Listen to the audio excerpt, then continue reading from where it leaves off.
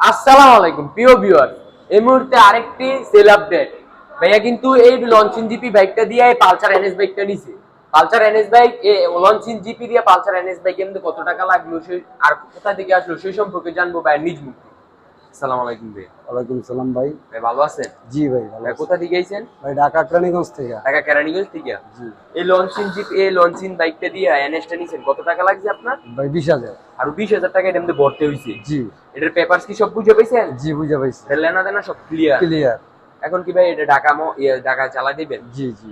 তো ভাইয়ের জন্য সকলে দোয়া করবেন, ভাইয়ের জন্য ভাই নিজ গন্তব্যে পৌঁছাতে পারে। আর আমাদের জন্য দোয়া করবেন, আমরা যেন বাংলাদেশে আরো কম প্রাইসে বাইক বিক্রি করতে পারি। সবাই লাইক দিবেন, শেয়ার করবেন, আর সাবস্ক্রাইব করে দেন ভাই। আমাদের লোকেশনটা সকালেরই জানা আছে। আমাদের লোকেশন হলো নরসিংদী জেলার মাধবদী বাস স্ট্যান্ড। নরসিংদী জেলার মাধবদী বাস স্ট্যান্ড নেমে 20 টাকা রিক্সা ভাড়া নিবে।